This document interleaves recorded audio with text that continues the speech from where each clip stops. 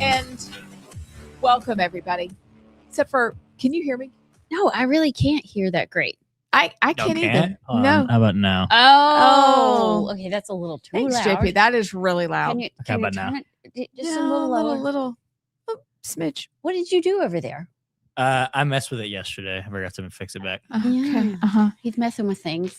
Well, I messed with it yesterday during the after the show thing. Yeah. Well, we also, JP has put us in charge of pushing buttons today. So I thought it was operator error. No. Hi. Morning. Hola. Hello. How are you doing? I'm fabulous. Are you fabulous? A little bit. A little bit. Same.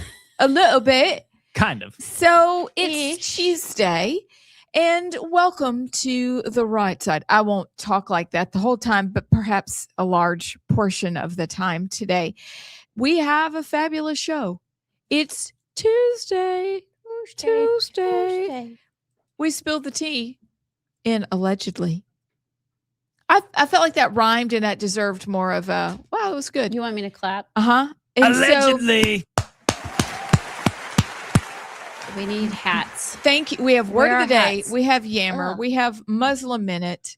Muslim minute. I'm going to keep saying Yeah, Muslim. because it's Terrible. It was a shark movie. I'm going to just, shark. guys, I have a thing for shark movies, both good and bad. And the original, obviously, is what? It's Jaws. Well, there was one last night called, I think it's Shark's Devil's Mouth. They're in Thailand. And let's just say shark in underwater caves. They're just caves. That sounds. It was actually good. It was just released. It was actually good. I stayed awake. That's also, I have a pillow rating system. And if I use no pillows, I still haven't decided if that's 5 pillows or 0. But just if you want a ridiculous summer flick before everything gets started again with school, The Devil's Mouth. Actually good. Minimal language, shockingly so. Ew. But if you want a ridiculous shark movie that's not terribly acted, I recommend this to you. Can I make a confession? Hey, what? Yeah. When you said shark movie, and to go the one, obviously the main one. My first thought wasn't Sharknado, or excuse me, Jaws. It was Sharknado.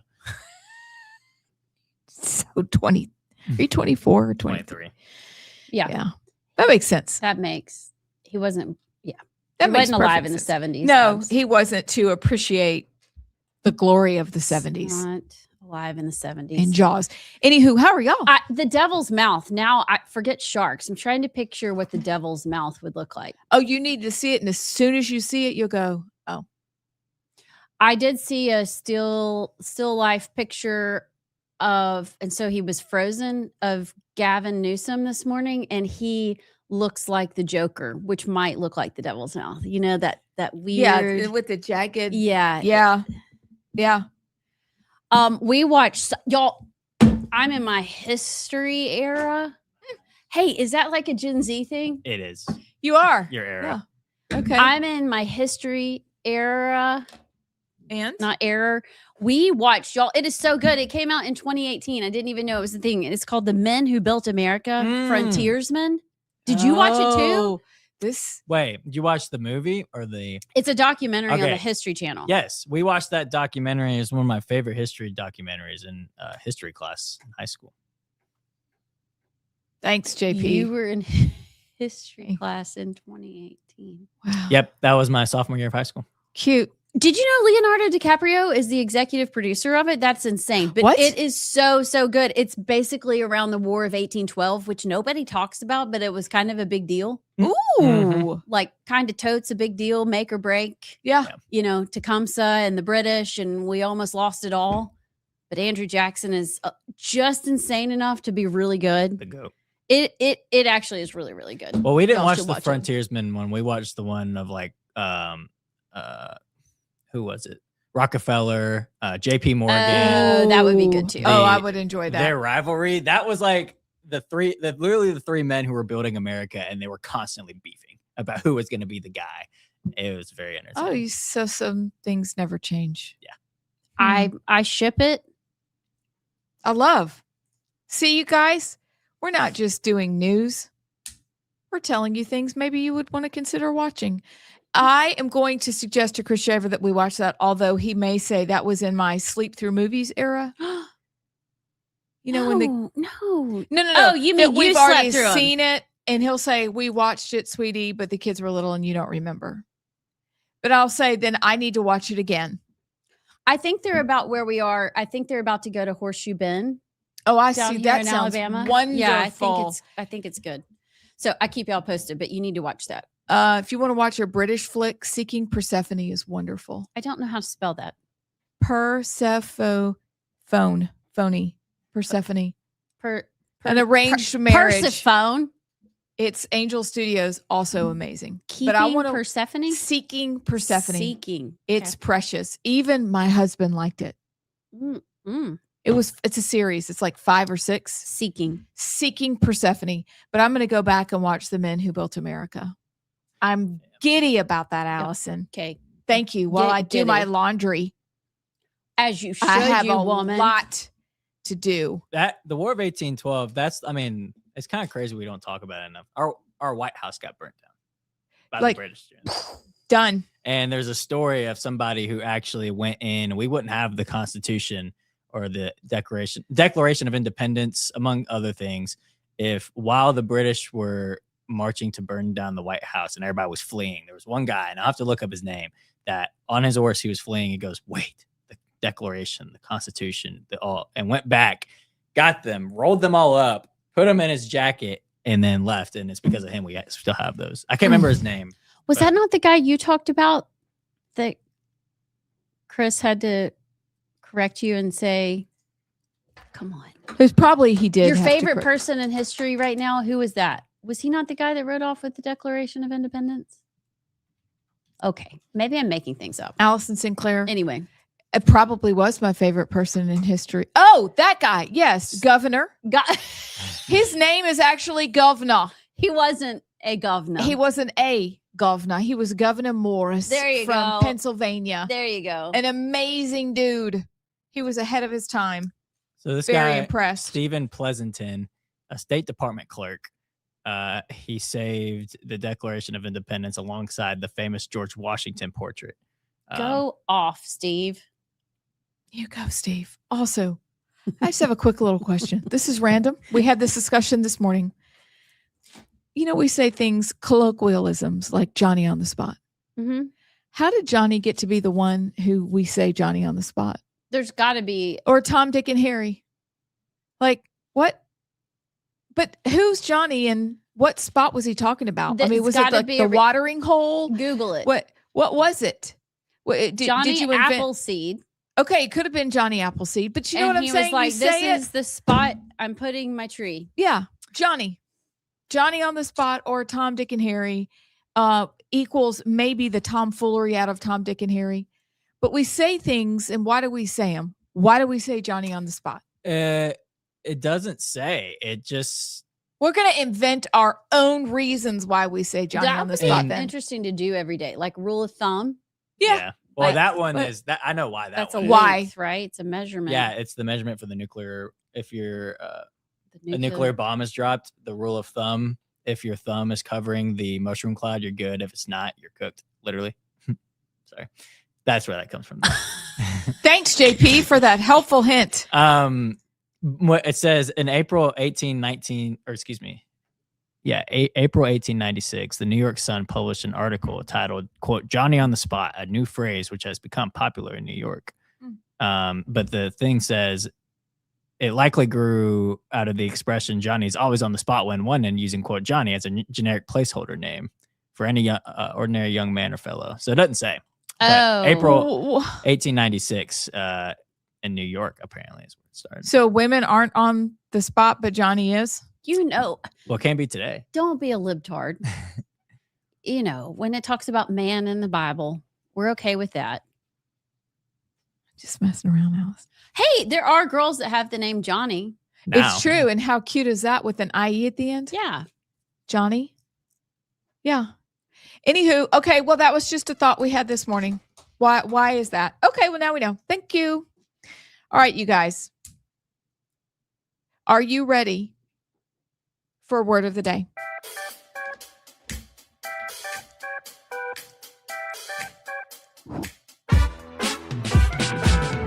Three, two, one. Okay, this is very exciting. This is a word we haven't used before, and we're going to use the word. It refers to energy and enthusiasm. The same way we take on the Charisma. word of the day. Well, no, it's a short word, but also means the same thing. The dancers performed with great style and blah. Elegance. We were exhausted. Close. Riz. We were exhausted just I'm close.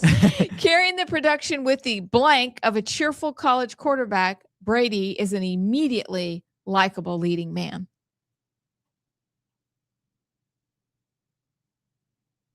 Say it again. Swag. It refers to energy and enthusiasm.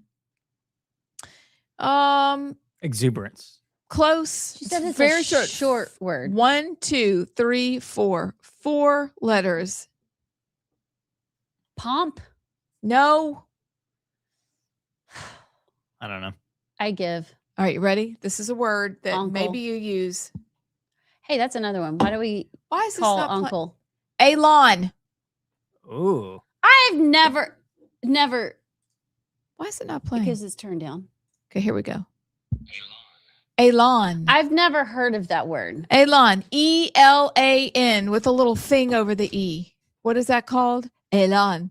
Elon refers to energy and enthusiasm. You know, The I mean- dancers performed with great style and elan. I've never used it. We were exhausted just watching them. I think it's the first time Brad has not gotten the word correct.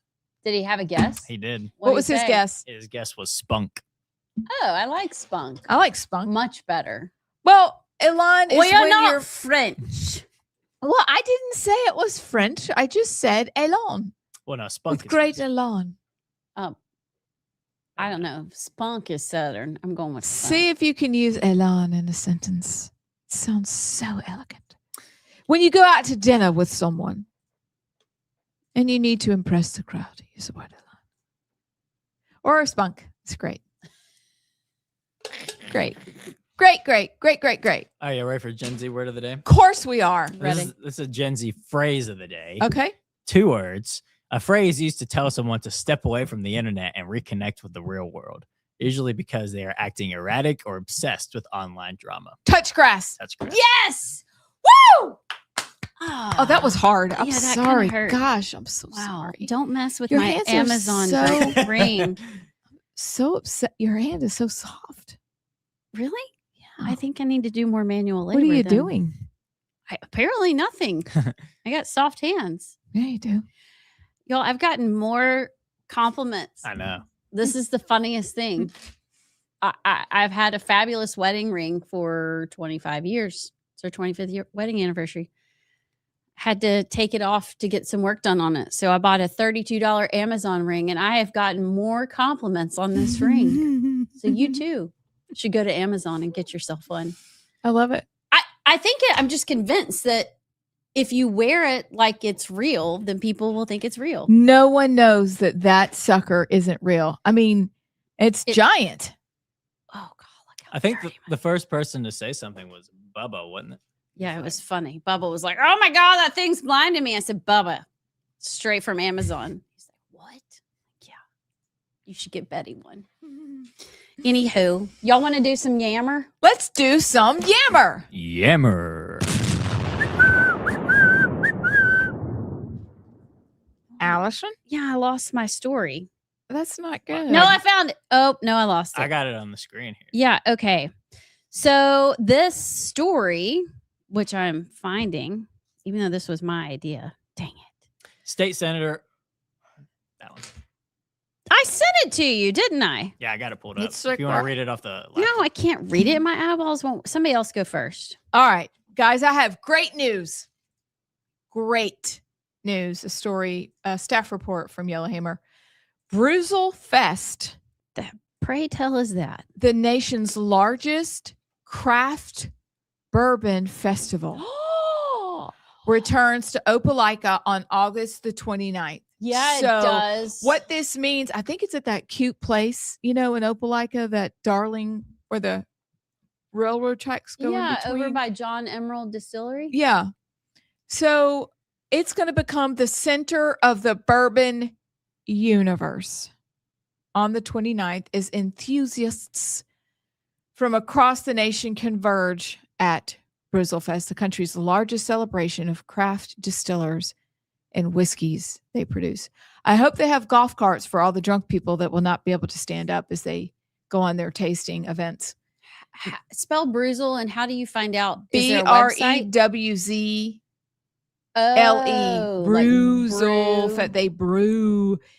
And The then popular Uzol. bourbon festival is the brainchild of Opelika's TJ Gamble, Go TJ. Go whose TJ. YouTube channel, which is simply named Bruzel, went viral after he began posting humorous bourbon-related videos out of boredom during the COVID-19 pandemic. Gosh. So he's Funny. got 860,000 subscribers, hundreds of millions of views. and What? Forbes magazine recently declared him the most important man in American whiskey. He lives in Opelika. We need to have him on the show. TJ Gamble. TJ Gamble. He's been profiled in Soul Grown, Alabama, but they've built this amazing festival. We need to go. I say I ship it. Let's go. I know somebody with Soul Grown. I bet we could get in. I think I know who you're talking about. I bet we could. Thank you in advance. And Isn't that fun? yes, is there a site of webs? Well, I'm looking for the site of webs. Okay, so the tickets for the 4-hour Bruzel Craft Fest Craft Whiskey Fest, blah, blah, blah, blah, blah, blah, blah, blah, blah, blah. Yeah, okay. While VIP packages sold out almost immediately, general admin tickets remain available and may be purchased from Eventbrite here. Click here at the Go- bottom of the story at Yellowhammer, and you too can go to Bruzel Fest. Bruzel.com is the website that I found. Thank you. Bruzel.com. Mm. Here, let me. We're going.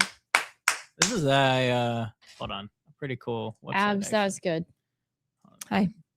Thanks, Yellowhammer. Is that TJ? I don't know Okay. where whiskey brings people together. I don't like whiskey, but I'm going to like whiskey that day. We can fake it for Just the taste camaraderie. it and maybe get some really cool Barrel glasses out of it. pick. There's Brizzlefest Ooh. annual festival. Learn more. Okay. So You if know y'all- what? The men in our church are very fun. I need to tell them about Bruzel Fest. So Bruzel BREWZLE.com. If y'all want to get tickets. All right. Okay. Thank you. I hope Jared Sinclair Thanks, is listening. Yellowhammer. Oh, he's listening and he's already bought you tickets. He's bought himself tickets. Well, because he knows his wife's going to get in. We did Already. go on a bourbon trail. Remember when we did that a few Yes, years 2 ago? years ago. Yeah. And then you just sit in the tastings and you're like, Do they at least have snacks while you're tasting? uh-uh.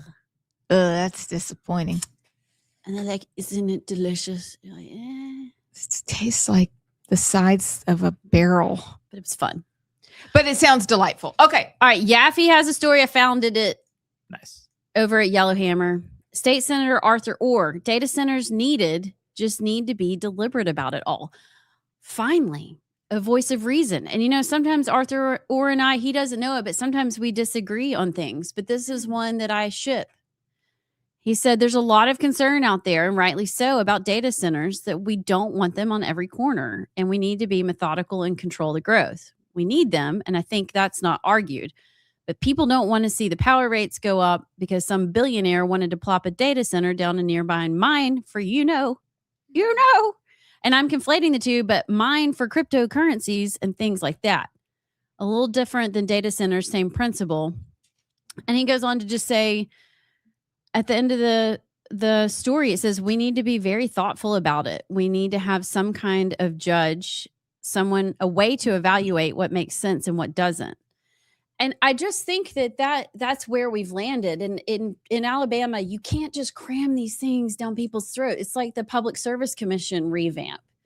Okay, after COVID, our view of things has totally changed. We used to send you to Montgomery or to DC and just we thought you made the best choices for us.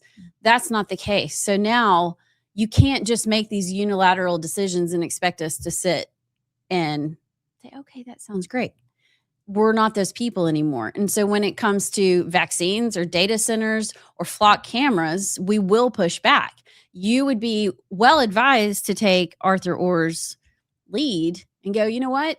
Let's talk about it. We got to do this right, instead of just saying, they're coming to you and we're going to make liquid gold. Don't really care. If our lives suck, I don't care how which we all. It doesn't matter. It doesn't matter. It's very true. It doesn't matter at all. It doesn't matter. No, that is an excellent point. Just have some respect for the people who sent you to whatever office you fill.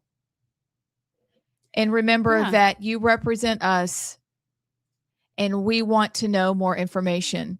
We are the ones that get to be upset when you act like we're fools for not just trusting you. We trust you, but as our great leader said, Ronald Reagan, but we also verify. There you go. And then you'll have a whole community on your side. And that's what we want to be anyway. But this whole get defensive, come at me, bro, just because we're asking questions, that's a you problem. That's not an us problem. And what's your very first thought when people do that? When they get defensive, they have something to hide. They're owned by somebody and you're doing somebody else's bidding. And that's where, spidey senses go really up. And then we start to question everything you do. And let's be honest. We love asking questions. Don't we? So long. It's not long. It's not long at all. Oh, I see Dale Strong and Tuberville over there. What's so that? we got about a minute here, but this is a problem I didn't know was a problem. Tuberville backed Dale Strong's effort with Senate introduction of USPS bill, U.S. Postal Service bill. Dale Strong said momentum is building behind his legislation to hold the U.S. Postal Service leadership accountable following the introduction of a Senate companion bill by Tuberville and Britt. Here, I'll scroll down. So Strong said the measure was prompted by what he described as years of financial losses and declining service, including persistent delivery problems affecting North Alabama. Quote, they lost $25 billion in 3 years, including $9 billion in 2025, Strong told 256 today. And they gave the Postmaster General a bonus of right at $200,000. If any other business in America were to lose $9 billion in 1 year, they would be bankrupt. So it would be ineligible for the Postmaster General would be ineligible for a performance bonus. The Postal Service failed to meet nationwide service performance targets, reports a net loss, receives a material weakness, adverse audit opinion, or disclaimer in its financial audit, or fails to submit a required report to Congress. So that's what the bill, it just deals with the Postmaster General's salary. Yeah, he can't receive a bonus. Okay, we need to go further than that. I'm for that, but my goodness. I will get Christmas cards we send out December 1st. They will be returned to me on March 8th. It's true. That's stupid.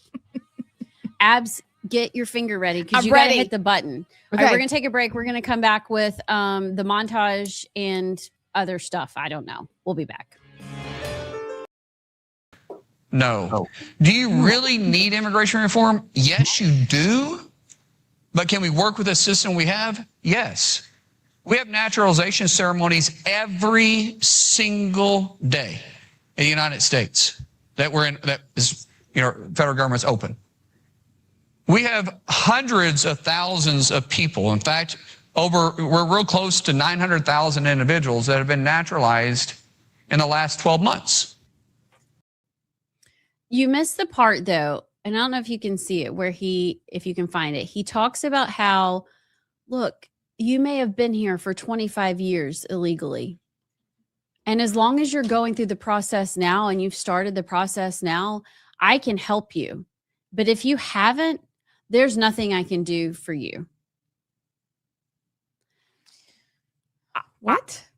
I have issues that, and people came at me on Twitter because I'm like, this is called amnesty and we are not for it. And in 2026, we should not be for it because our country is dying because of it. And somebody came back and was like, that's called legal immigration. This is the analogy I'll use. You go to a bank, You break the window, you go in, you steal the cash, you take off, you get caught. And then the police come back and say, you know what? Actually, just go back out and walk up and say, hey, can I get this money? And we'll hand it to you. That'll make it better. That's dumb. You still broke in and stole the money, and you're not holding them accountable just because you've been here for 25 years illegally, sucked all of our resources dry, and added to our debt, added to our infrastructure, the heaviness of it. Now we're going to say, look, hey, just go through the process.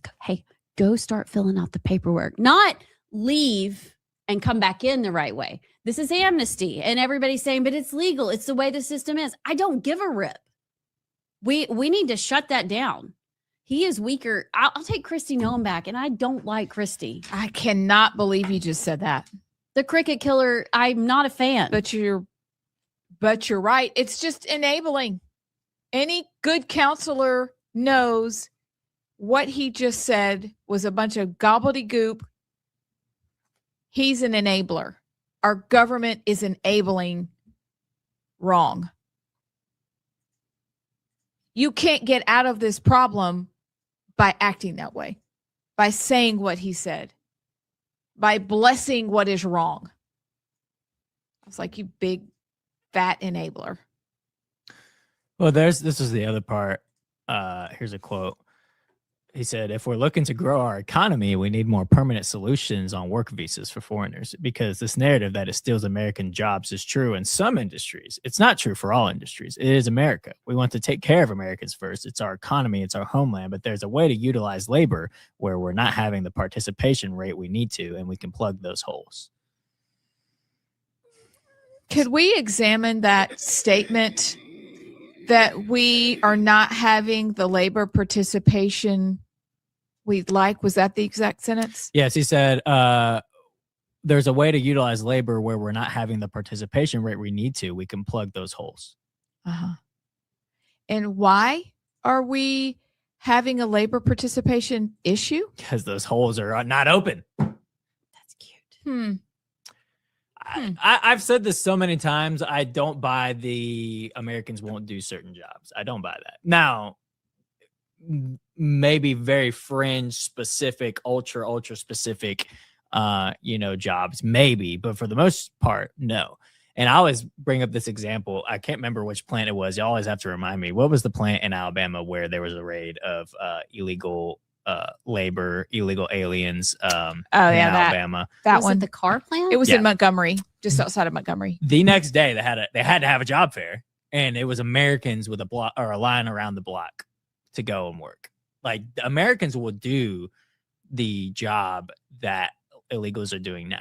It is gaslighting of, we need our cheap foreign labor, and it's the big agriculture, it's the hotel, the big hotels, it's big tech, Silicon Valley with the H-1Bs and such, which unfortunately those have kind of merged into the Trump administration with the Peter Thiels and the others. They don't want to lose their cheap foreign labor. And with the messaging on deportations, well, first of all, let me just say the border is secure, which is a big win. However, that's not enough because of the 10 million illegal aliens that came in under Biden and taking American jobs. It's not enough just to seal the border. That's a great start, but the messaging quickly shifted from all illegals to criminal illegals to, okay, well, illegals, just do it the right way and you can stay. It's amazing to me how that shift has happened, but I think it's mostly economy related. Do they honestly think the people that they're enabling to stay and say, like Allison, just pretend like you're already working on your paperwork and like your sponsor? Do you think that when he says things like they're real close to 900,000 individuals that have now, that took an extra second? It's the buttons are tough. It turns out you have to click exactly on show on stage. Wait, where's show on stage? Well, it's not there now. It's at the stage? Add to stage. See that? It says show on stage. Does it? Yeah. Oh, mine says, never mind. Hey, whatever. There's a stage and You're not Anywho, on it. not on it. Okay, so there's a lot going on in the world. These were just in case I need my glasses, but I don't think I will. They match today, so I ship it. Thank you. I tried hard. So there's a lot going on in the world. And that's exactly what we're going to talk about next. JP, it's time. Time for the Black News.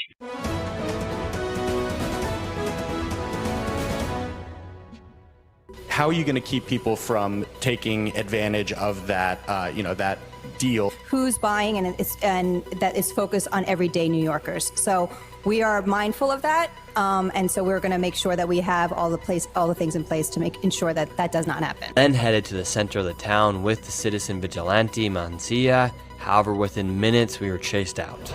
So now people here to feel safe, they're walking around with their dogs because Muslims do not like dogs.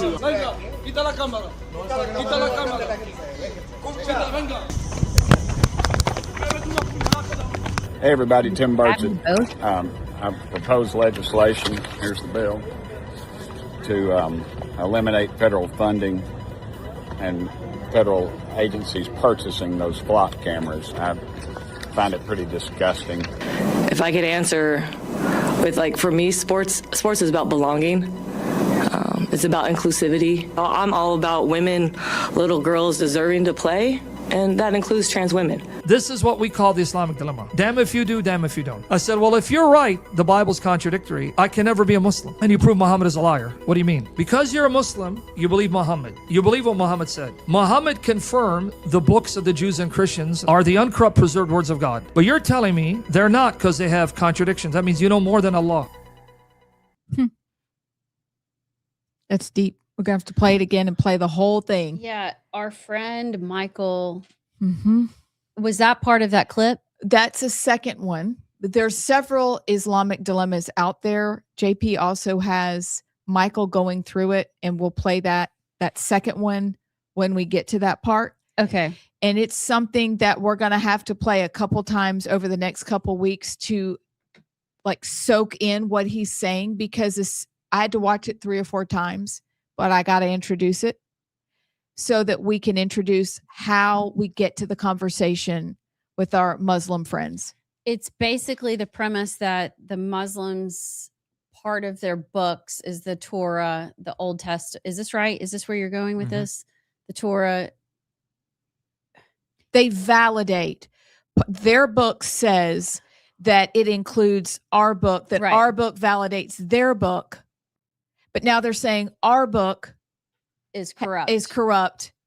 But if that's true, then that means theirs is as well. Yes. They pick and choose. They'll use examples from the Bible to show that Jesus is a prophet of Allah. Oh, but where Jesus says he's God in the Bible, that's not true. And he wasn't really saying that. So they pick and choose what is kind of like our American pastors do today. Exactly. Okay. And so in the effort to not just tell you all the things that we need to know, like running after Nick Shirley with a knife, we also want to get to the point of having a conversation if you are allowed that opportunity. And we can't ever just go straight to Jesus is God. You cannot go there. That does not compute. The first and best option is to slip in questions so that then they go, huh. And so that's what we're going to start doing. I like also, it.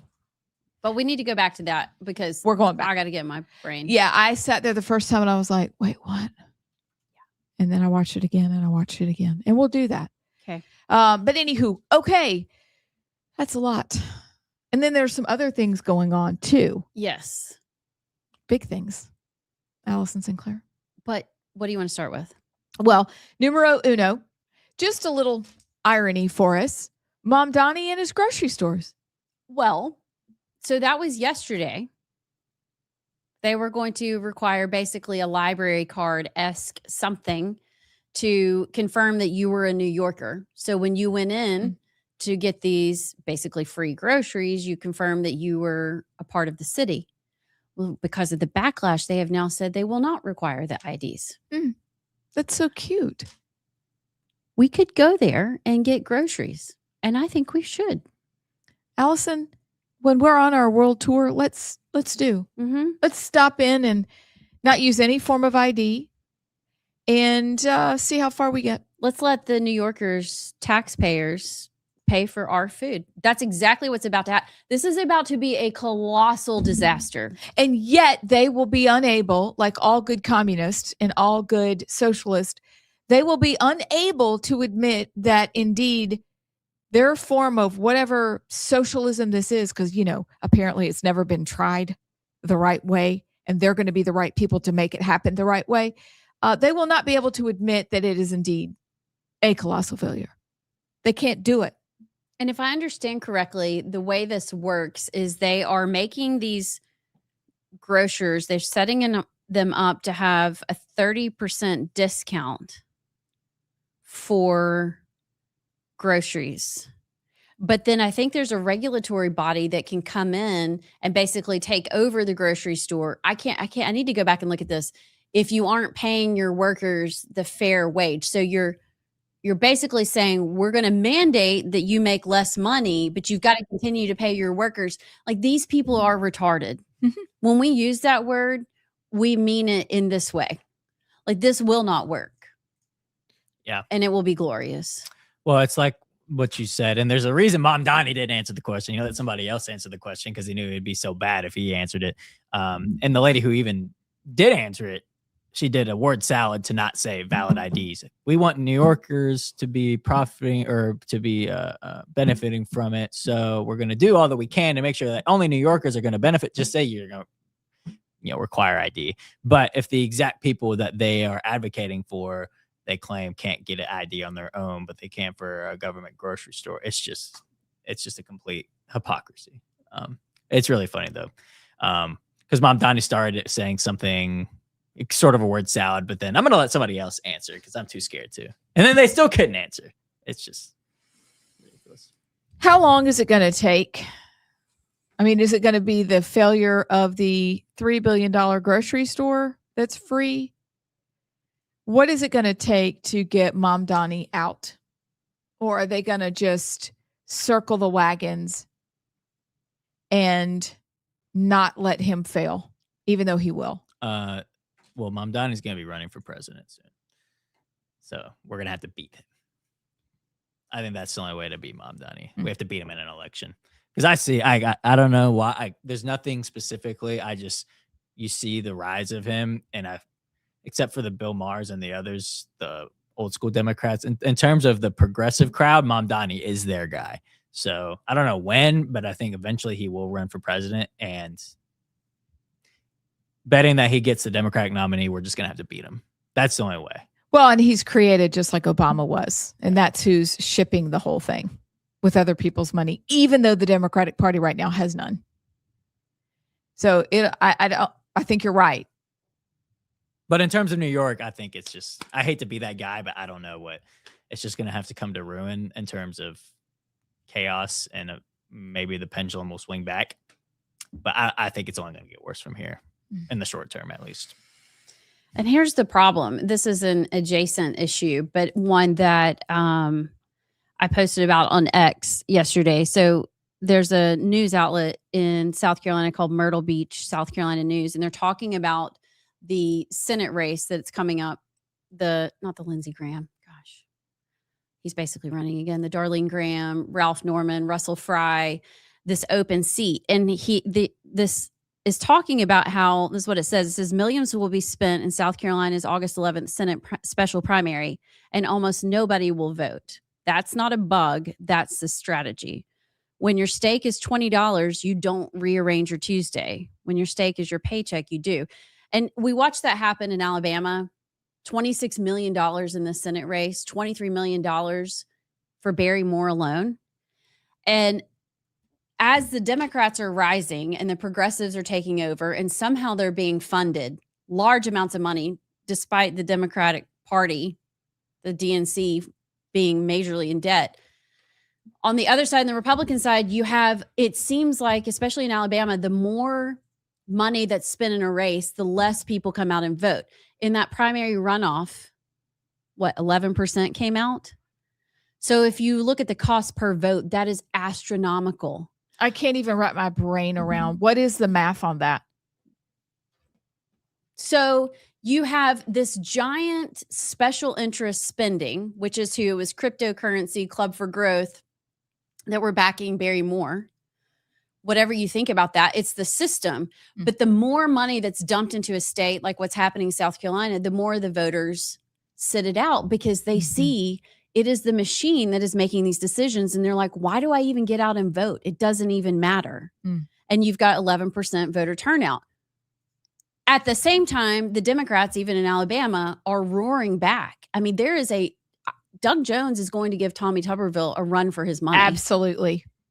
Absolutely. Democrats are motivated. They have the funding, and we are just shrinking and going, I don't know. I mean, it doesn't seem really important. I'll vote maybe if I can get away and it doesn't get in the way of my golf tournament. And then, I don't know. What's the point? And they're so negative. We are losing. And if we don't turn it around, Terry, we're going to lose big. Back it up, Terry. Back it up. Terry. Oh, Lord, Terry. That's good. That's good. The Republican Party needs to be screaming right now. And we'll get Mommy Dummy. So how much did you say $26 million was spent? Yeah. For 11% of the population that showed up to vote. That's $63 million a vote. Because 408,000 people voted in the Republican runoff. Or excuse me. Wait. 63,000. Yeah. 63,000 per vote. Yeah. Yes, not million. What did I say? Billion? You said, yeah. Excuse me. 63,000. Which is a lot. That is stupid. It's ridiculous. And apathetic. All right. Think about, since I'm in my history era, I'm writing my history lore. That was good. How's that? That was good. Is that right? Yeah, can be. Okay, Your history savant lore. Yeah, there we go. Oh, savant. Our founding fathers basically, they didn't want to go to Washington forever. They were just farmers. They were like, crap. Yes, fine. I'll go serve my country again because I love my country, but I really want to be home with my family and be a farmer. And now we have these slicked back hair, perfect suit, all this special interest, all this PAC money that it's like the highlight of their lives to make it to DC. It was not supposed to be this way. And if you're just an average Joe, you can't win. I know that was your experience, I'm sure. Oh my gosh. It's the best job these people have ever had. It's the most attention. It's the most opportunity. And I really don't know how many of them have the moral fiber to handle the cesspool they're swimming in. I have so many questions, but that's what this is. And then to find that we, the people, and in Alabama, a churched people, can find the excuse to just not care and stay home because we're told just let other people handle that political stuff, even though we're the civil magistrate. We are the kings because we elect our kings. Is heartbreaking, and which is also why we exist. We exist to share information in the hopes that it's so compelling to you that you will get engaged. That is the only way we will turn this ship around, is you and I taking it back. But we've let it go for so long. We get lazy. Every time we get lazy. There's many layers to this red onion. JP, you made the mistake of giving us your computer so I can see the comments. That Okay, I was about to bring up the comments. Yeah. Did you read the once in feature one? Yeah. What does OnlyFans have to say? So once in feature, he commented, he said, I'm seeing several signs about voting in Alabama's August 11th primary election, special primary. And I've made the mental note, yes, show up and vote against the guy posting that sign. So I wish he could talk to me through that computer. What somebody interpret for me. So pretty much what he's saying is it's kind of like the constant commercials. If you see the name constantly, it almost has the reverse effect. I'm tired of seeing this guy's name. I'm tired of him being like, I'm gonna vote the opposite. So I think that's what he's referencing there. Which, by the way, how much of a turnout do you think is going to come in that August 11th special election? 7%. Like, if even that, maybe 5? But probably 5, hopefully 7. Are you reading all the comments? Did I say the wrong word? Did I not say shit? Well, you said ship it, but you probably said it too fast. Oh, sorry. SHIP. PPP. Yeah. 3.5%. That's his guess for how many people will show up. Well, I don't know, because isn't there also, there's a special election in Birmingham, Gary Palmer. Mm-hmm. How many people do you think are going to vote in that? 5%. And Terry Sewell. And Terry 6, Sewell. 7. Yeah. It's low, my friends. I've been seeing the most about the 3.5%. it's but these races are important. This is who you send to DC. So I wonder what they are saying. Like, if we ask Wes Allen, what would he say? Would he say 3.5% too? He'd probably be a little more generous. He's going to say 11%. So hopefully people would show up. But we all know it's August 11th. School is starting back. Right. Oh, shoot. That's next week. Yep. I was so sad when I saw all the little children in the store with their moms buying all their backpacks. Oh, gosh. Going to government schools to learn poppycock and balderdash. I love that word. Oh, Bradley, you're right. Bradley? Brad. Sorry. I did give Abs a look. That ship has sailed. I did. He's really watching. Brad he really caught that. Thank you. Because I thought JP was going to giggle, but he didn't. He didn't giggle. No. When what? Oh, I think I was. She said that doing ship math. has sailed, and I was trying to do math. it's kind of like she said she's shooting on you. Yeah, that I was so convinced. By the way. And when I rewatched it, I was like, nope, I'm still convinced. I think she said it. I did it. I didn't say it. I said should. And I knew what I was doing when I did it because I knew you would do that. And that day we needed a giggle. We did. We That's needed not a to be giggle. confused with Schlitzing on you? No. What What? was the other? Shoulda? No.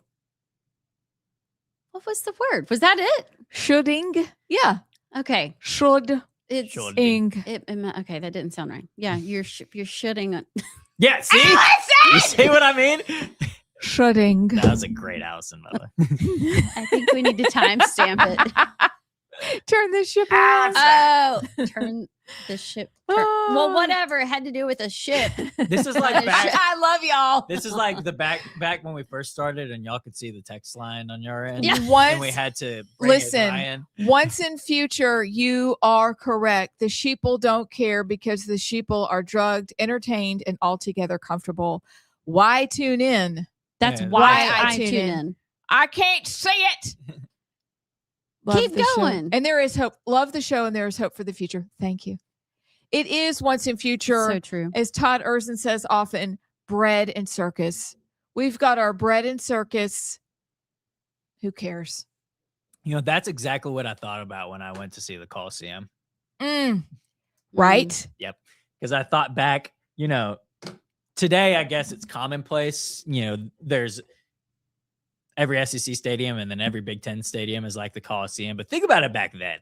That was like the thing, the Coliseum. And I just put myself back of if they have that, just imagine how distracted you are from all the other problems, especially in Rome, where they were the most comfortable of comfortable.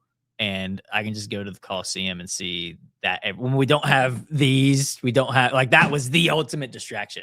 But it's the same today. It's just way more subtle. It is these. It is the SEC. It is all of the things. It's more spread out. But yeah, the cost. I mean, that was the bread and circus. Literally. Do you think they sold like bread and peanuts and wine up and down the aisles? They or outside. Yeah. I mean, those good grapes over there. Good grapes. Have- Good grapes. Have we ever told the story on this show about was it the monk or the priest It's that the monk. helped stop the? Mhm. Was that this show we talked about it? Yeah. Yeah. When Allison and I speak, we talk about it in our You do talks use that it in we your give. speech. Because as I'm thinking of once and future, it is one person can change. We'll tell the story. So we remember that Christians were killed in the Colosseum. And didn't it used to be bright blue on the outside? Aren't I right about that? And Maybe. it was very brightly colored. It They was have not. paint. Yeah, they had this incredible paint on the outside. It was either blue and white or blue. We'll have to look. Some historian tell me. But anyway, that was shocking as well that they figured out how to do all these things. And here we are thinking we're so sophisticated and that we're so beyond letting Christians get mauled. But not really. We just have chosen other things. Anywho, so there was a guy, and I'm blanking on his name right now, who that's what they did. They let the Christians get mauled by wild animals, usually tigers or lions. And one day, one of the monks went before the Senate and walked in, and it's not far away. It's on Palatine Hill as well. Walked in and said, "We can't do this anymore. This has to end." He was murdered trying to get out of, the forum, the Roman forum. But it was also the last day Christians were ever allowed to be killed by lions and tigers. And so he changed history. But one of the reasons why he changed history wasn't just because he spoke up, but was also willing to lay his life down to have the right thing done. His name was Saint Telemachus. Telemachus. And yes, by the way, the Colosseum was, an ivory white color, but it had bright painted accents like red, blue, and green inside the corridors. Girl, you're so smart. Why? I had no idea. How did they make paint? Is it like berries? How would they do that? They were brilliant. I don't know. I just know that the world then, we think of it as clay and crumbling and ancient, but they had beautiful colors. And as raunchy and as degraded as the culture became, they also appreciated beauty and art. And we take that with us. But I do remember being in awe that it was painted at all, or that it could hold water and they would float ships in there. What? Really like a state fair. Mm-hmm. Come have fun. Bring your family. Yep. I can't believe we're actually talking about the Roman Empire again. Can we just go back? It's every day. Let's just go back. A glimpse into my brain Yes. every day. It's every day. Coffee break.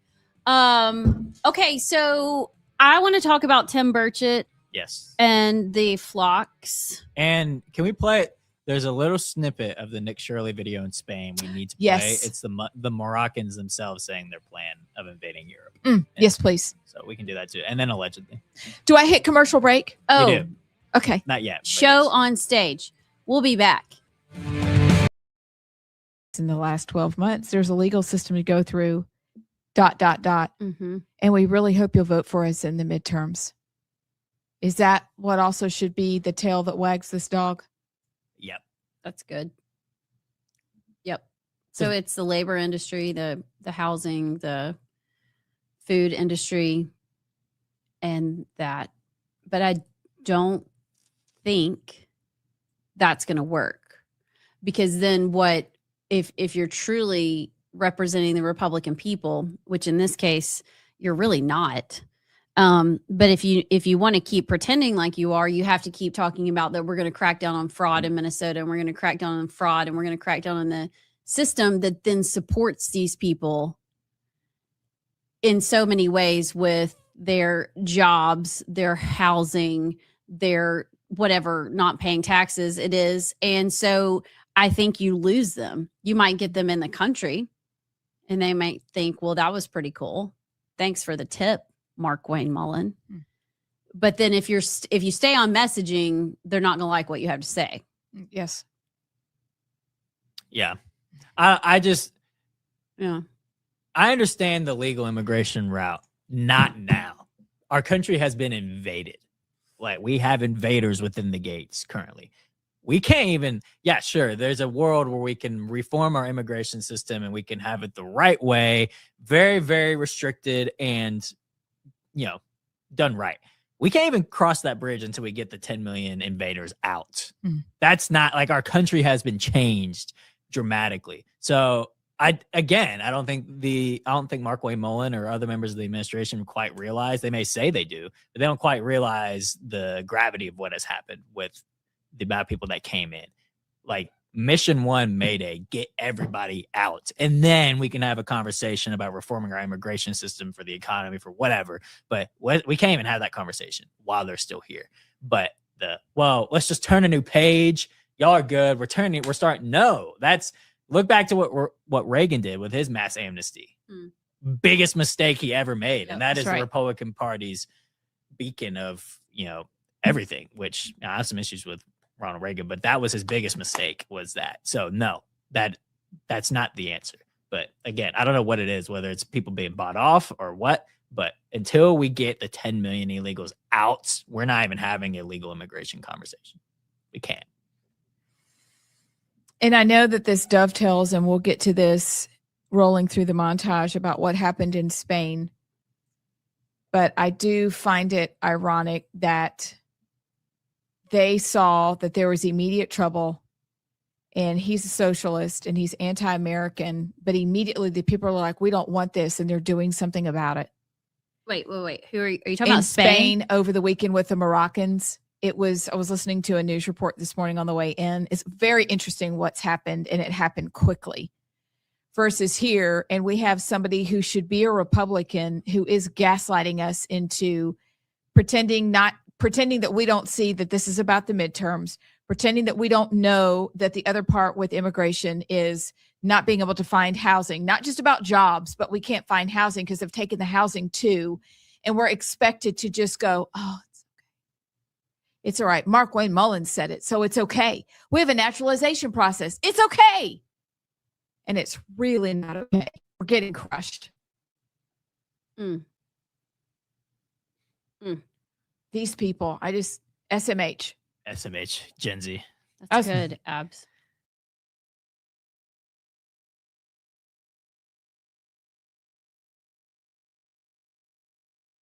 Do you really need immigration reform? Yes, you do. But can we work with the system we have? Yes. We have naturalization ceremonies every single day in the United States that federal government's open.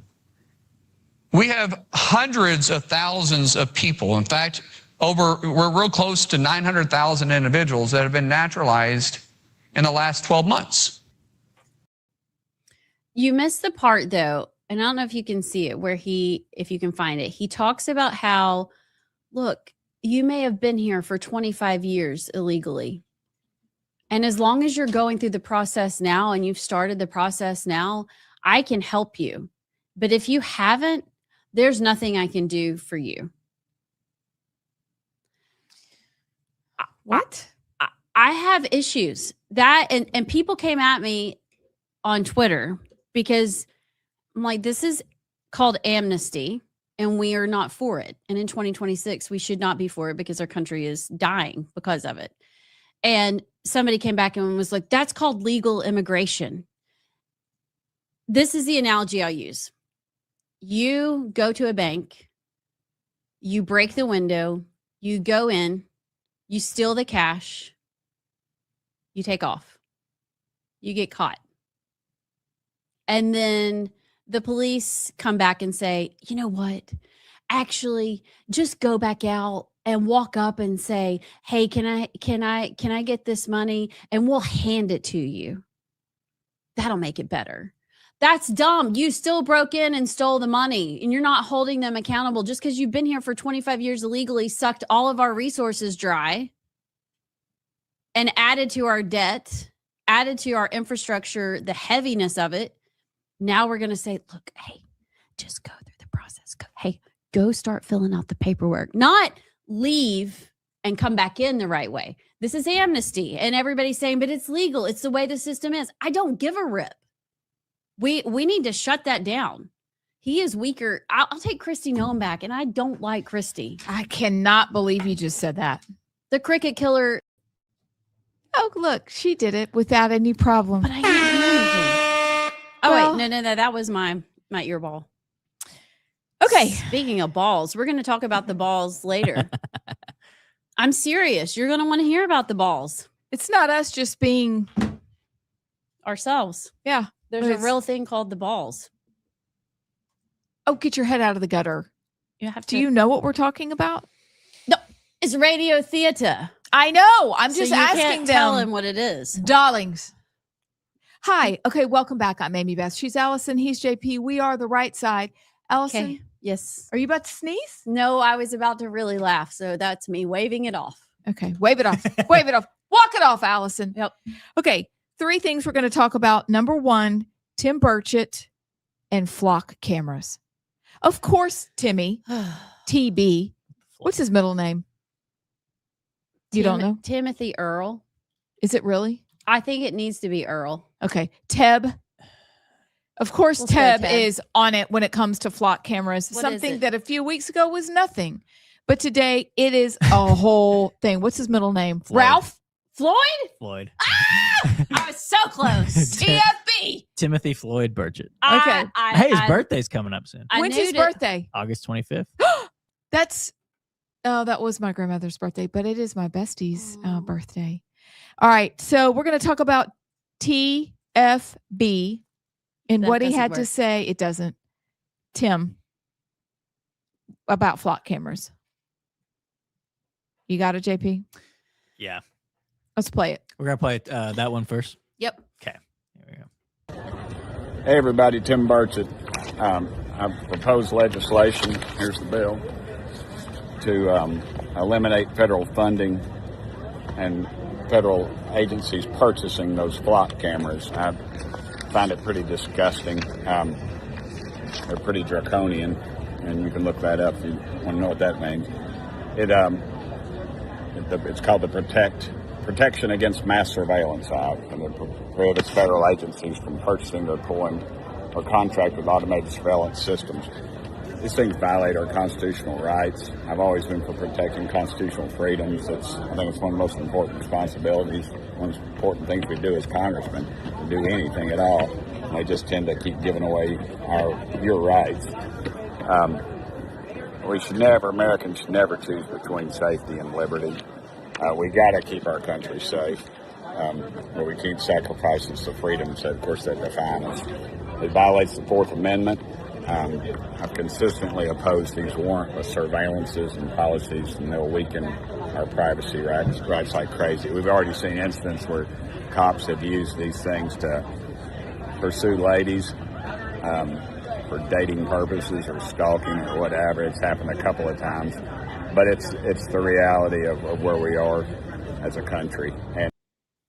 And I'm just so thankful to have someone on the federal level. I think Thomas Massey has legislation as well, but this solves a little bit of the problem, but it's the problem that the federal government can get involved in, and that is the federal funding for this. This doesn't mean that the state couldn't fund it. It doesn't mean that a city, that a neighborhood couldn't fund it, but he rightly says, you shouldn't have to choose between liberty and security and safety. You can have both. What happened yesterday, too, this is worth mentioning. The Supreme Court ruled 6-3 in Chattery versus United States that when police ask a company like Google or Flock for every device near a place at a given time, a geofence request, that's a Fourth Amendment violation. Things are happening and people are finally starting to speak out. I would say call your legislator, call your representative, your senator, and ask them to co-sponsor and sign on to this bill that Tim Burchett has. These things are going to go horribly wrong. There's a software called Leonardo that they rolled out actually in Italy and across Europe in June. And it's kind of piggybacks off these Flock systems, and it traces all of your Bluetooth devices. So it starts to put basically a digital fingerprint together of your AirTags, of your AirPods, of your phone, of your smartwatches. And so it not only can track and read, the flock camera reads your license plate, but then it starts to tell you exactly who's in that car. And it's a defense company. Leonardo is a defense company. They are surveilling. And luckily, people are starting to talk about this is a FISA issue. This is a warrantless search issue. This is a real problem. So maybe you're wondering where these came from. Where'd they come from? They originated in Atlanta, Georgia. CEO Garrett Langley founded Flock Safety in 2017. He built the initial system after local property crimes and vehicle break-ins frustrated residents, and a local police officer noted that most vehicle crimes go unsolved due to a lack of license plate data.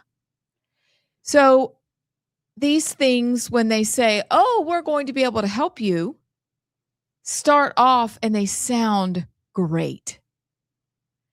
But when you and I are having conversations with our friends and family with things that sound great, we have a responsibility to take them to their logical conclusion, which is what's happening right now.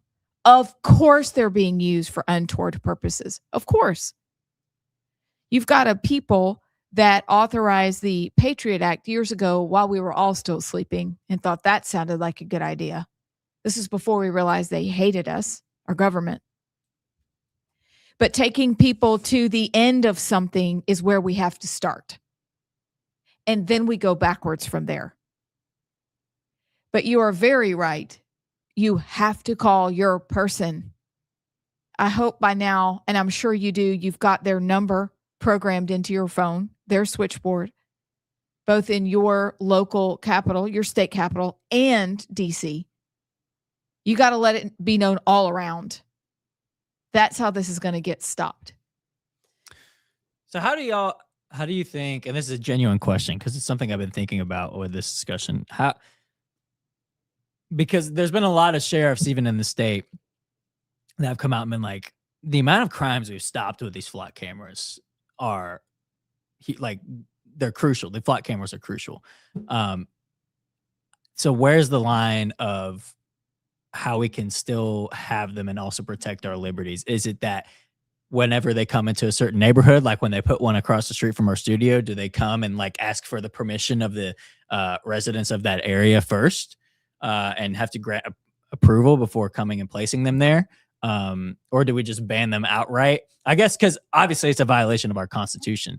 But if the sheriffs are coming out and be like, we really need these, is there a way to have your cake and eat it too? Of like, we can give you approval to have them or no?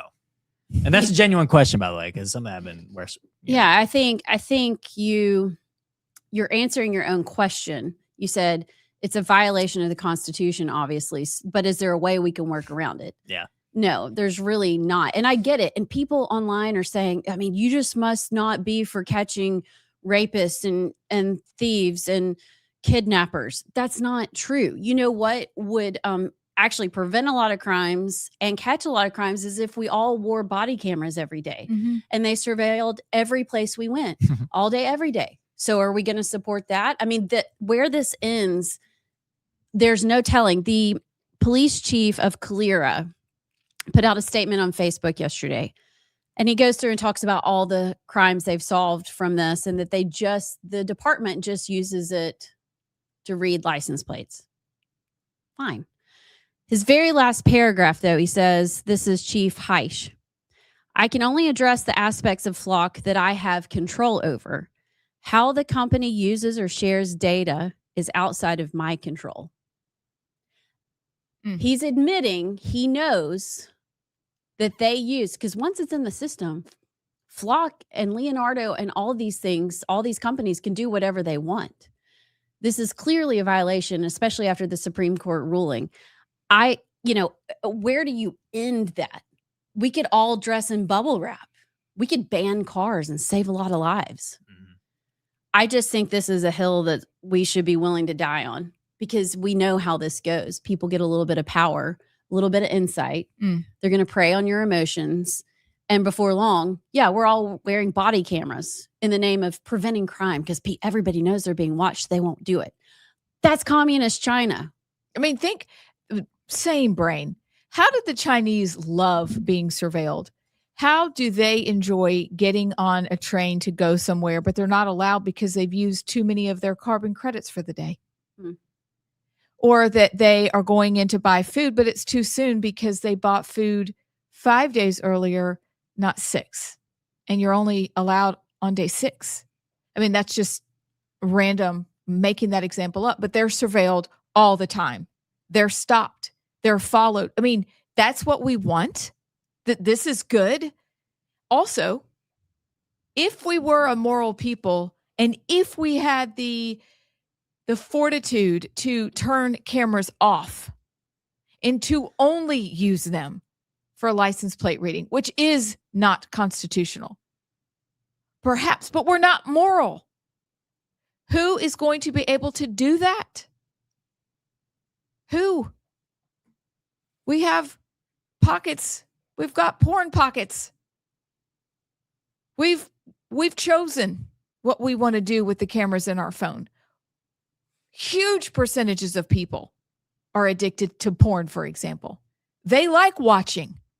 Do you really think in a culture that's conditioned to watch and to be voyeurs, they're going to be able to turn these things off because it's the right thing to do? On some of my posts, did I interrupt you? No. Okay. On some of my posts, people are like, why are you against these flock cameras? If you're not doing anything wrong, you shouldn't worry about it. Okay. That is exactly, in 2026, you are a moron if that is your argument. Because what are you seeing happening in the UK and all these other places? And actually, it's starting to happen in the US too. Define what is wrong. What if wrong someday is you go stand out in front of a Planned Parenthood and you are telling people that go in about Jesus, and then you go home and somebody with access to these says, you know what? We need to go find them. They were whatever. They make up that you were doing wrong. They can boop-a-doot-doot-doot, find you, find all of your air tags, all of your AirPods, everything that went through you. They can track you down. I mean, one police chief was talking about in 30 minutes they found someone. So be careful saying, I'm not doing anything wrong, because someday the definition of wrong could and probably will change and they will be after you. How about our friends in London? Yeah. I bet they'd love to take back their social media posts that they made in the anonymity of their own home. And now they're in jail. So how about let's consider the implications long term of what this means. It's a real issue. And I know that there's a state rep that is working on legislation here in Alabama to regulate it. It doesn't, from what I understand, it doesn't necessarily get rid of it, but they're going to put in parameters. I say get rid of them. Just be done. But let's do just good old gumshoe police detective work. We can live with crimes being unsolved a little longer. We can. Than to be surveilled. It makes you just want to get a flip phone. Chris can't wait to get a flip phone. Gosh, man. I think about it. Look, keep you from doom scrolling, keep you from being surveilled because you ain't got cameras right there, and you can just call and text. Yep. We could, and we have that choice. We also have a choice to get a Faraday bag, which, you know, it's not a bad idea. Do. Put everything, your AirPods, your smartwatch, when you travel, put everything in there. It blocks the signal. Maybe that's what we should sell.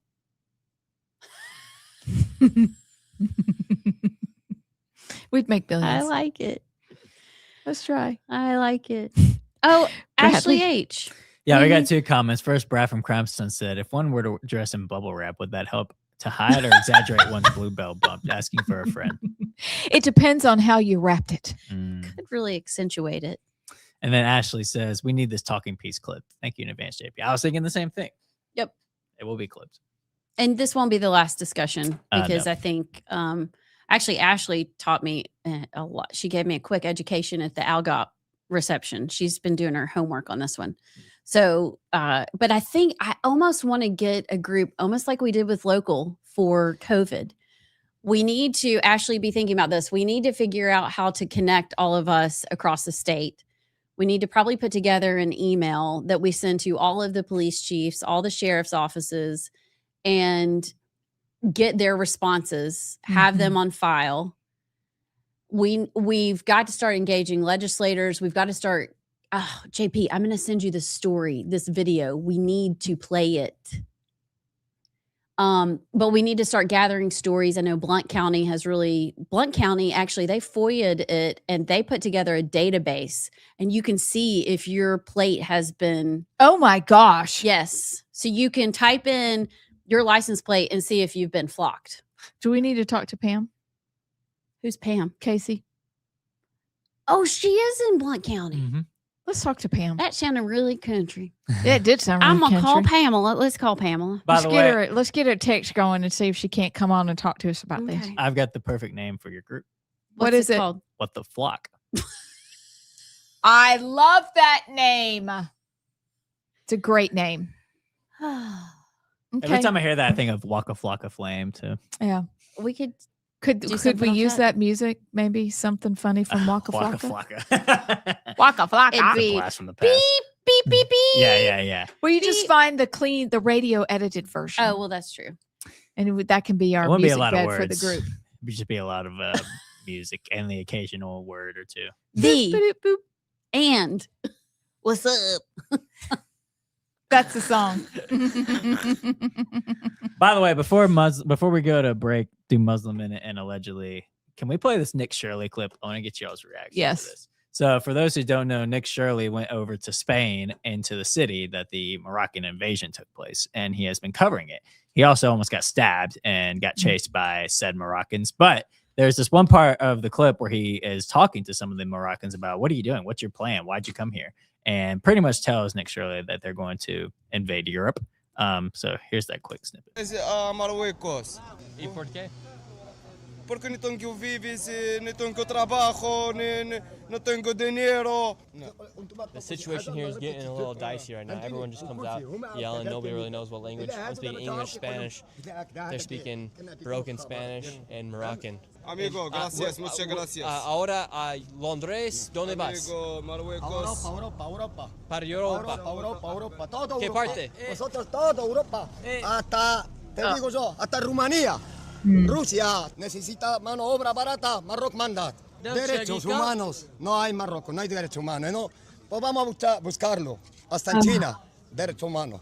So here you have a group of them that all came through from Morocco. Where are you guys going now? Paris, Londres. Sí, Barcelona. Alemania, Bruxelles, Bélgica, Danemark. Holanda. Ya mini amal, I love you. And how old are you guys? El mundo. 28. He's 28. 28. 21. ¿Por qué mujeres no vinieron aquí? Mujeres a la casa, como dice en el Islam. All these men right here, not Sure. a single woman in sight. He said something about women in Islam. What does Islam think about women?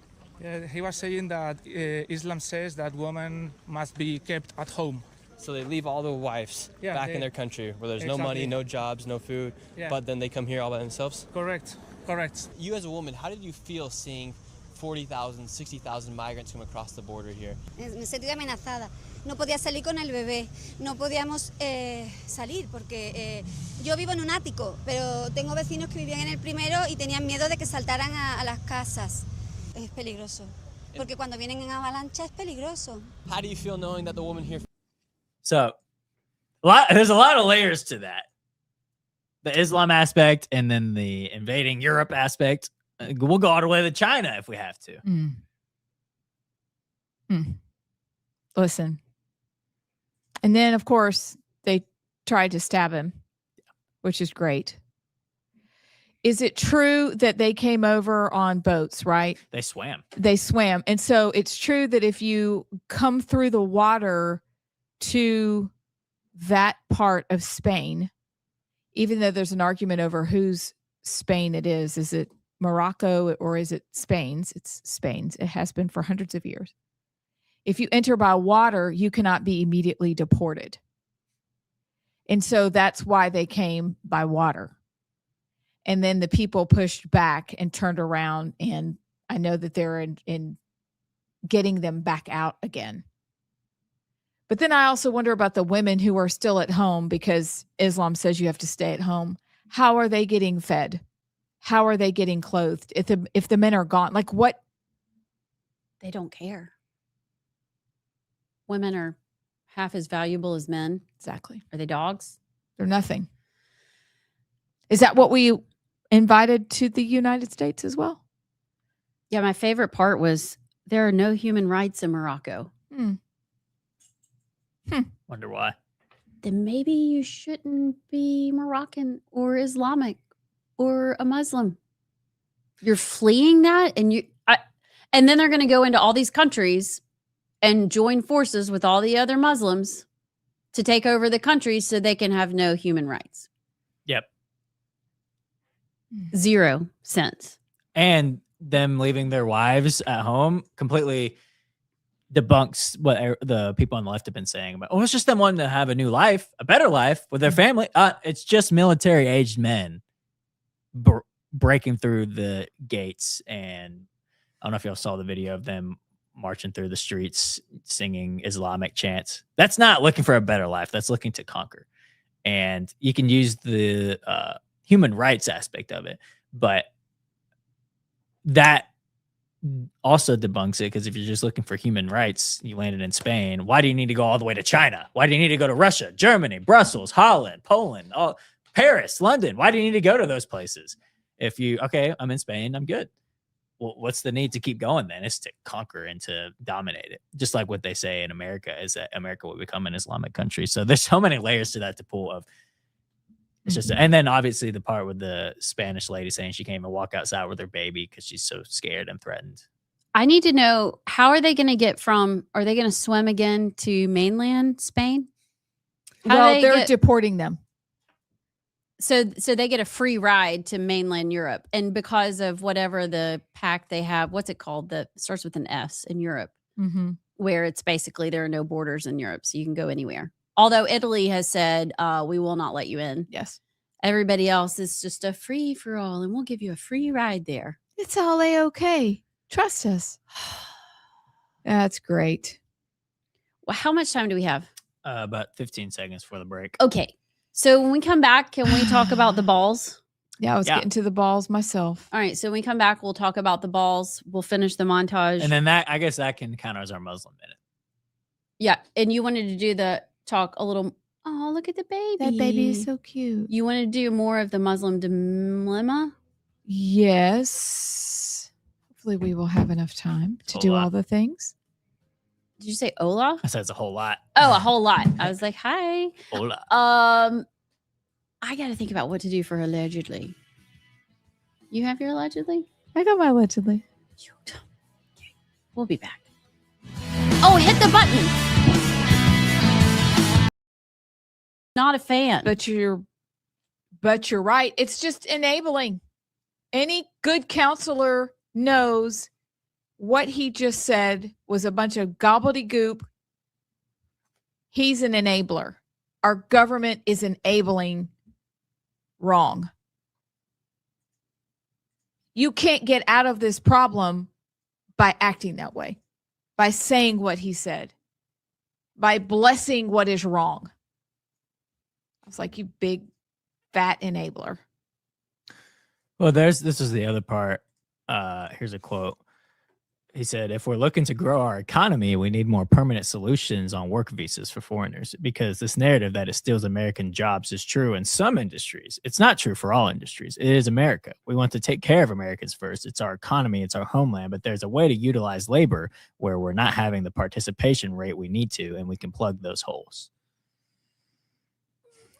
Could we examine that statement that we are not having the labor participation we'd like? Was that the exact sentence? Yes, he said there's a way to utilize labor where we're not having the participation rate we need to. We can plug those holes.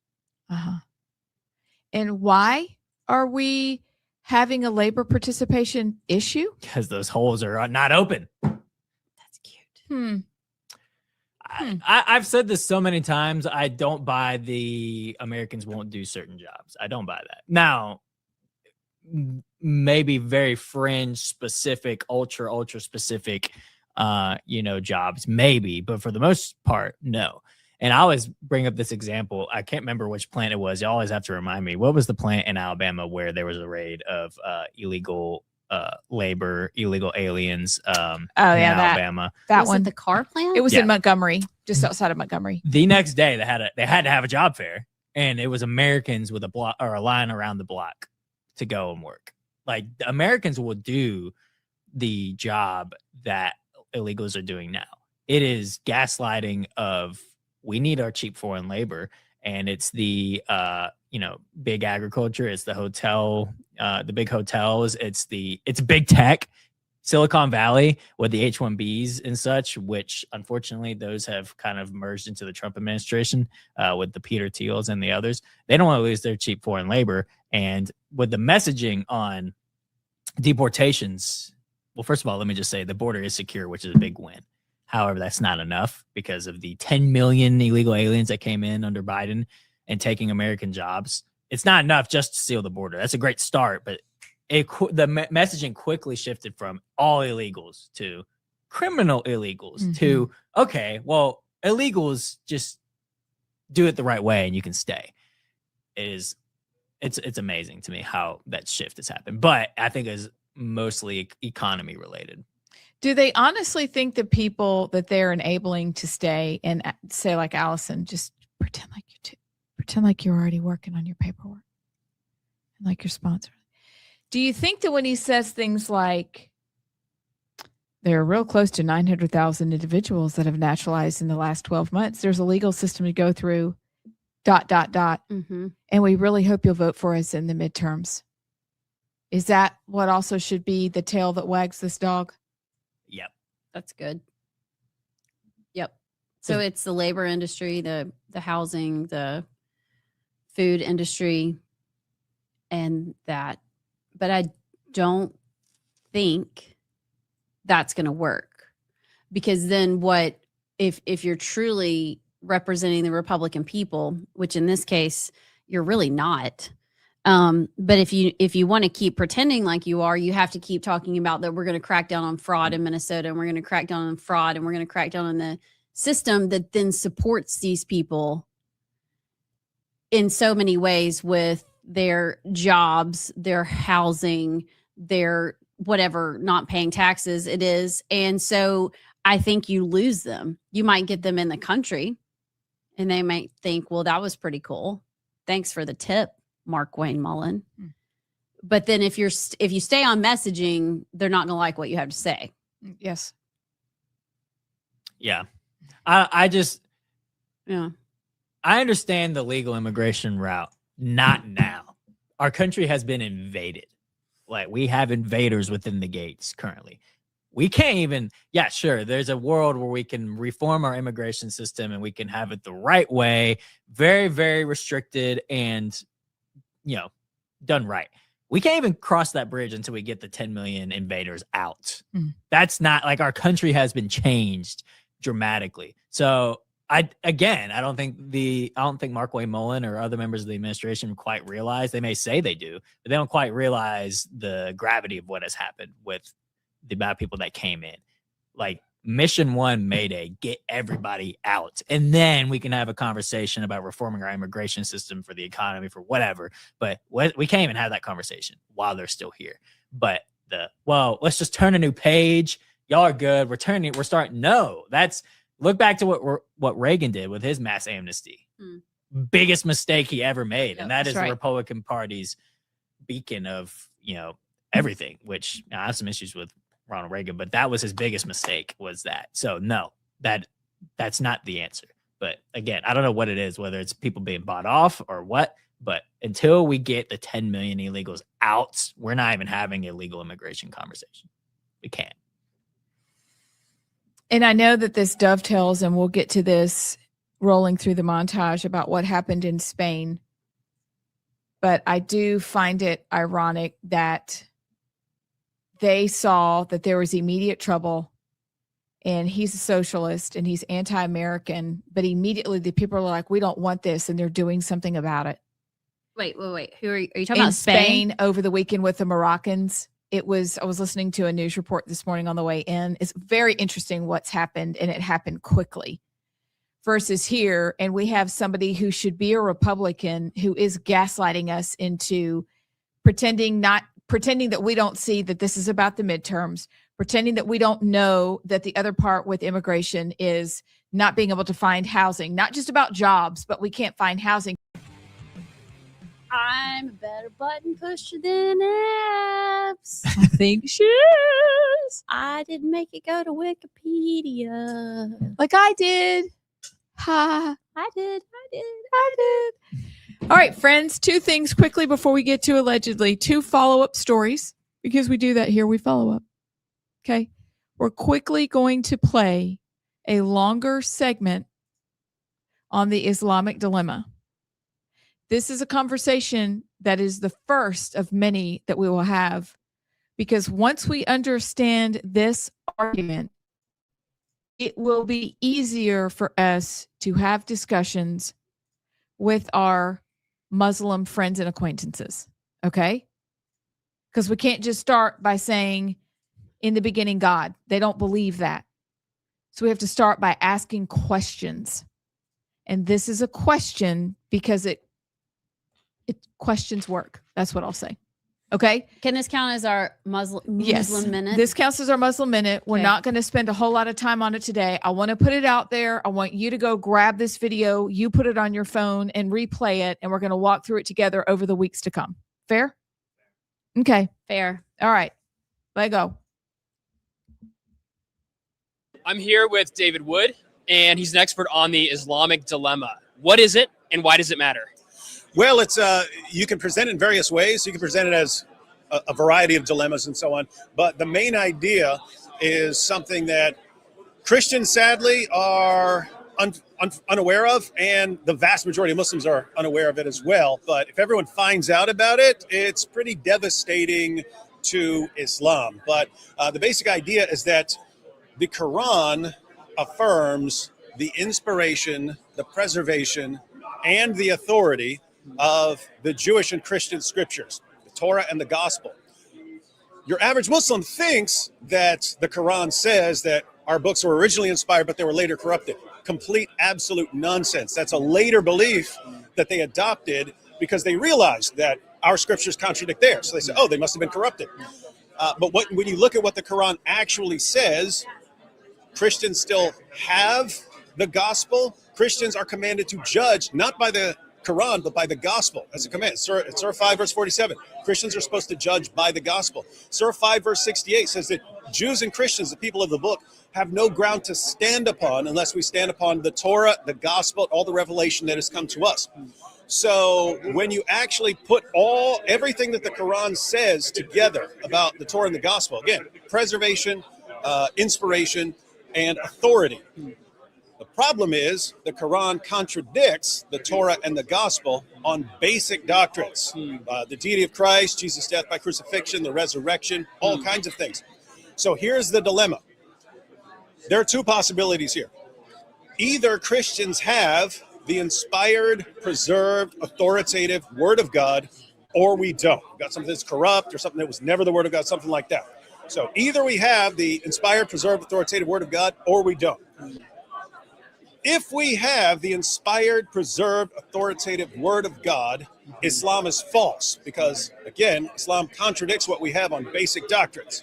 So if we have the word of God, Islam is false.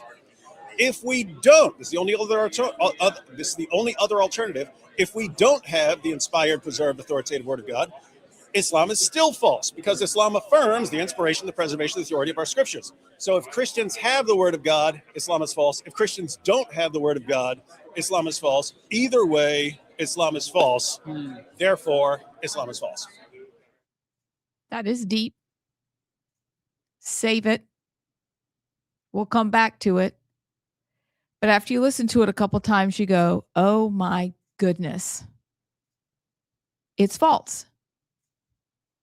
And that would begin a really good conversation because you are using their book and their words to prove that what they have is false.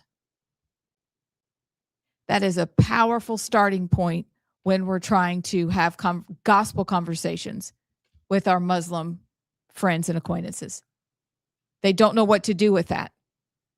And they fall back on, but it's corrupted. The Bible is corrupted because, see, in their book, it says that if you have the Torah, if you have the Quran and you have to obey every word of Allah, and he says, but first you have to, they say that the Quran proves the Bible. And they get themselves into circles over the whole thing. But if you use that simple argument, either way, it's false. Then you stand a chance of having a good conversation and getting them to talk further about what we want to talk about, which is Jesus Christ is the one true God. That's where we want to get them, not the false God that they're worshiping, because they're in a cult. But save that and watch it and watch it and watch it. And then it'll, for me, I had to watch it 5 times. And then you go, okay, I think I could have that conversation. And you can whittle it down to 1 minute. There you go. It's good. Hurt your brain. It's good. But the guy that we did go to Dallas with, he has a really good one. I thought that was him. It's not him. If you want to check him out, his Instagram is Inspiring Philosophy. He does daily great Muslim content. He also does skits that show the absurdity of Islam. He's funny. He's very good, very effective. Kind of looks like that guy. They have the same kind of hair. Yeah, that's why I thought it was him. But he doesn't have the Fu Manchu, because Mike has a great Fu Manchu. He does. That's a good point. But now pivoting to balls. Balls. Allison. So can I take this story? Yeah. Yeah. Okay. I am so excited. So the WNBA has been saying, I'm not really an authority to speak. Oh gosh, hold on, time out. We never played the Caitlin Clark clip. Oh, Yeah, I forgot about that. can you pull that one up? So the WNBA is just getting stupid. Well, wait, stupider. Yeah, stupider. And we include everyone. That includes the WNBA is for everyone, including transgender women. And I'm not really an expert enough to know what should be a woman and what shouldn't be. And we love what was it? Trans kids need Trans love. kids belong. Yeah. So this is all in response to Sophie Cunningham saying, I don't want to play against a bunch of dudes. I just really don't. Well, not even her. See, I don't want little girls to have to play against a bunch of dudes. Yeah. I just think that's a wise position. Well, Clay Travis is losing his mind over this. He's like, okay, and this is exactly how you play the game. First, it started out with $10 million for which team was it? The WNBA, the last champions, which I believe were the Aces. The Aces. Yes. For the Aces, he was going to pay them $10 million if they beat a state level championship high school boys team. Then he got the great idea. They didn't take him up on it. Mm-hmm. You know, if you're that good and you can beat boys and they should play in your league, I mean, that's $10 million. That's more than you'll make in 10 years in the WNBA. So then he ratcheted it up. He said, forget that. If we're going all in on trannies in the WNBA, he said, he even has a logo. They're called the Nashville Balls. Introducing the most inclusive team in WNBA history, the Nashville Balls. 100% trans organization, men finally breaking the glass ceiling in women's sports. And he is for real about this. Y'all, if this happens, we're going. Okay. I ship it. We need the balls. And then we could get the drag queens to be the dancers at halftime. We need the balls in Nashville. Not the Vols of Tennessee, but the balls of Nashville. Look at that. They're just, look. I could make so many jokes. I'm not going to. But anyway, y'all, this is awesome. And I hope that they will do it. If you believe what you're saying, what's wrong with this? He would bring more attention to the WNBA than Caitlin Clark has. Probably his post already has like crazy millions of shares, likes, whatever. People are loving this. So let's do it. By the way, he also put up a tweet that high school boys teams across the country are like flooding him, reaching out, wanting to play the Aces. And the Aces are still silent on. Why not? Also, just a quick question. What does the WNBA stand for? That's a great point, Amy Beth. But what is a woman? Yeah, and trans women are women. I mean, duh. You're right. You want to play the Caitlin Clark clip, by the way? Yeah. So this is Caitlin Clark when she was asked and given a chance to drive you nuts. back her teammate Sophie Cunningham and did not. I think for us, like, you know, it's not really a discussion we really have in our locker room. I think it's for leagues and the governing bodies to work with their athletes to find solutions, but our focus is on basketball, and that's what we talk about and how we can get wins, and obviously we didn't do that tonight, so we need to find an area to improve in that way. Do you have any, reaction to the... I just answered for you. Weak. I think that piece of paper that they slid in between each other said, "Open your mouth and I will cut you." That's what that said. So, question for y'all. Mm. Has Caitlin Clark always been a libtard and she just kind of kept it under wraps because she was getting, the Republicans are so quick to latch on to any celebrity or any, like Sydney Sweeney. We love an idol, someone to hold up and say, look, you can be in Hollywood. Look, you can be a WNBA player and not be a lesbian, whatever. And so she realized that was her base, or is she just being bullied into taking that position? I think she's always been. I'm not sure yet. I think her first instinct is, I just want to play basketball. And if I want to just keep playing basketball, I'll just have to keep my mouth shut. It's weak. So I would lean that she, knowing that sport is probably a liberal, always has been. But because she was good at basketball and a good example, it is exactly as you have said. Let's latch on. Shirley, she's one of us. Shirley. You don't know that. She's never opened her mouth. Mm-hmm. So maybe she's taking the Michael Jordan approach. Republicans have to buy shoes too. Democrats buy shoes too. So I'm just going to let them buy whatever it is I'm selling. And right now I'm just selling a ticket to a game and my jersey. And I'm going to keep it that way. Y'all seen the video, though, of her fangirling over Obama? Oh, I don't want to see it. Well, I'm not going to play that one. But then also somebody said she was a Kamala Harris supporter. I don't know if... Well, she did. Okay, so she liked Taylor Swift's Instagram post endorsing Kamala Harris, even though she did not officially endorse her. So those would make you think she's more of a left-leaner. But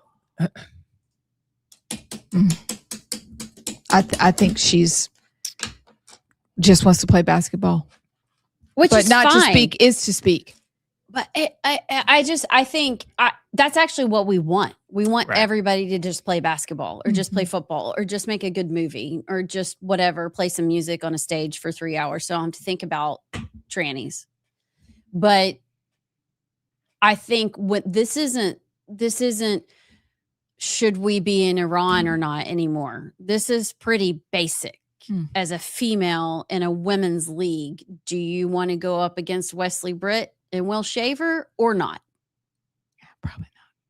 So for her not to be able to say that, which should be really simple, I think is an issue. Yeah, I agree. But I'm for the balls. I am absolutely for the balls. I'm going to buy a t-shirt. I bet Clay Travis starts making merch. he probably does. He's probably already shipped his first batch. Before the end of the day. Uh-huh.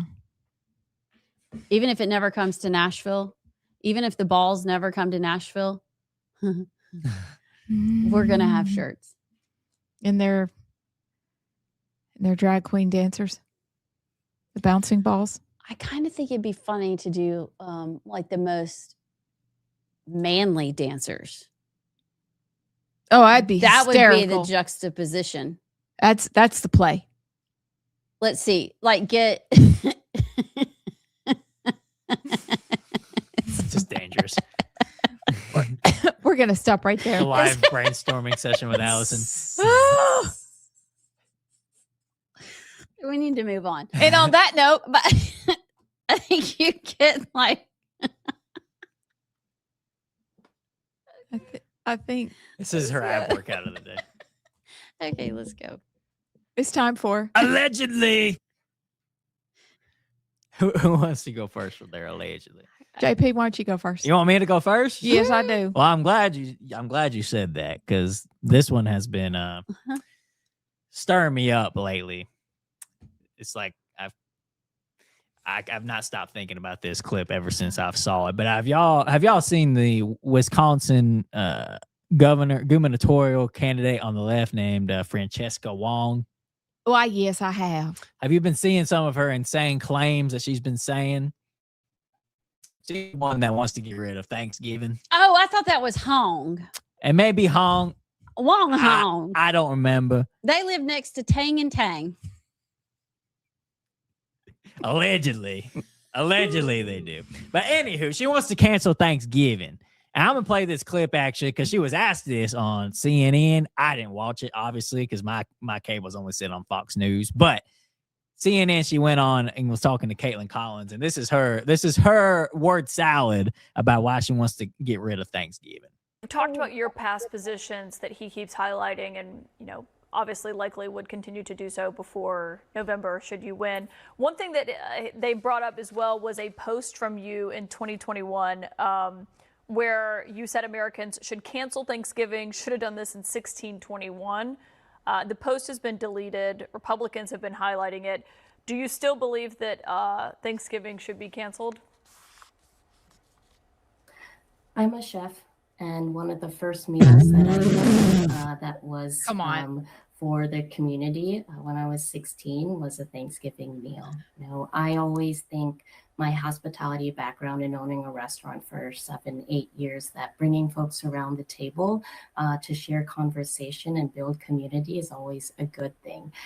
But Thanksgiving is also a time that's incredibly painful for many people in our communities. And so I think I wanted to make sure that people understood that there are multiple views, but views can evolve.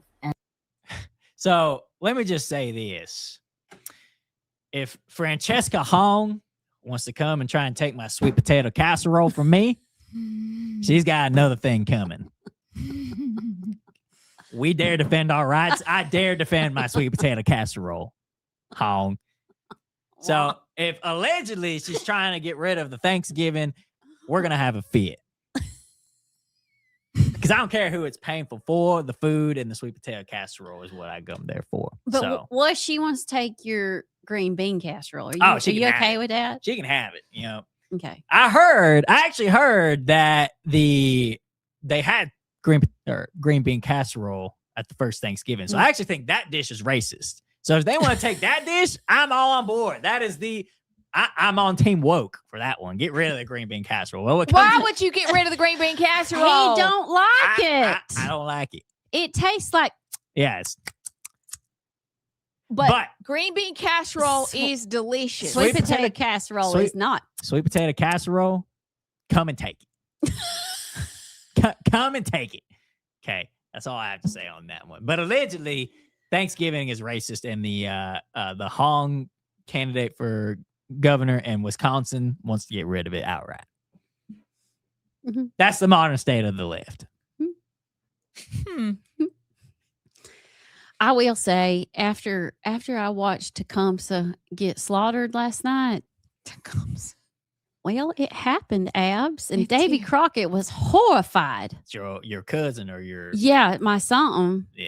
Yeah, and Andrew Jackson was just a nightmare. But anyway, after I watched Tecumseh succumb to his injuries, it was a bit traumatic. Now, this is, of course, after they lit everybody on fire and killed like 500 Americans in a village fire before. But, I think we don't go to Thanksgiving dinner anymore thinking about the Indians. We just really don't. No, we do not. It's just, I'm sorry, it's just our family. And maybe we've moved on. we're not saying it's right. Those were horrific things that happened. But I don't like the sweet potato. I prefer the dressing. I do like a really good dressing. Do you put chopped up eggs in your dressing? Yes. Wow, that's so Southern. Yes. And then I also like, what else do I like? But I don't know. Anyway, I understand where the Wong is coming from, the Hong. But what we've moved on, and we have seen the error of our ways, and we still like our Thanksgiving dinner. You want to go? What you got? Well, I have two, and I'm just going to let y'all decide between the two of them. Do y'all want to know a Babylon Bee story about Trump warning Iran? Or do you want to know a story I heard this morning from Andrea Tice about Doug Jones? Oh, Dougie. Okay. Yeah, Dougie Doug. All right, listen, y'all. Apparently, Doug Jones still thinks that this is the 1960s. See, we got to move on, people. We got to move on. I don't know why we ain't moved on, but he thinks that Tuberville's hiding. And I just wanted to ask him a question. Was he not aware of the event that this was held Friday night where Tuberville was on the stage? Because he's accusing Tuberville of hiding and not campaigning. And then he said that Tuberville has this dog whistle, and the dog whistle is him saying horrific things about Black Americans and Muslims, but he doesn't provide any sort of evidence. And I just wonder, when is somebody going to stop and ask him for the evidence that he says? Because as far as I'm concerned, Tuberville is talking about the correct things about the Quran and Islam from the floor in the Senate, but he says it's not true.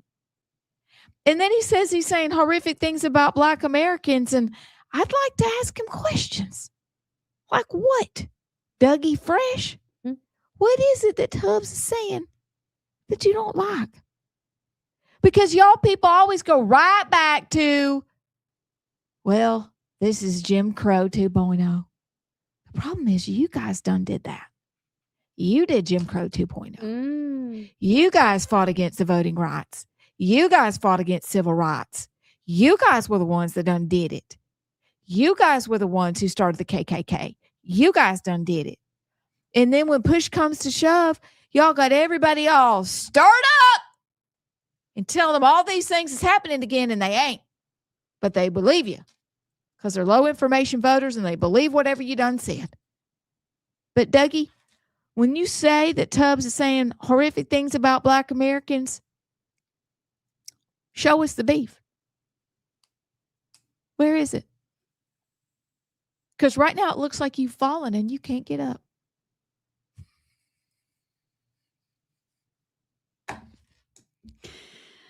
Do you even know about the beef? No. You don't? Where's the beef? Where's the beef? You don't know the beef? I thought it was a reference to the Arby's. We have the meats. Oh, no. Oh, no. Oh, no. Oh. Wow. JP. She got it, though. Yeah. You too young. You're just a youngin'. Bless your heart. I'll have to ask my elders. That's not us. Be Where's careful. the beef? Virgil. Do you know I've fallen and I can't get up? That's Life Alert. Okay. Good. I've fallen and I can't get I have to use that one. I've fallen and I can't get up. Okay, JP. No, Virgil. Yes. I done sent you a little something. I need you to. I got it ready. You got it pulled up because there's so many questions in this story. Polymarket is reporting that a Kentucky woman charged after allegedly pointing an AR-15 at a KFC employee over a delayed drive-through order. I got so many questions. Can you make look at? They said it was a woman. Is that a woman? Is that a lady? Allegedly. I don't. Well, it does say allegedly. Maybe she can try out for the Nashville Balls, to play basketball. I bet she could. I just am so confused. So that woman, which is pretty good. So we know women are women even when they look like the men. Mm-hmm. Okay, but an AR-15? That's a bit excessive. What you doing out running around with an AR-15? That is a bit Maybe she just been out hunting, and that's all she had with her.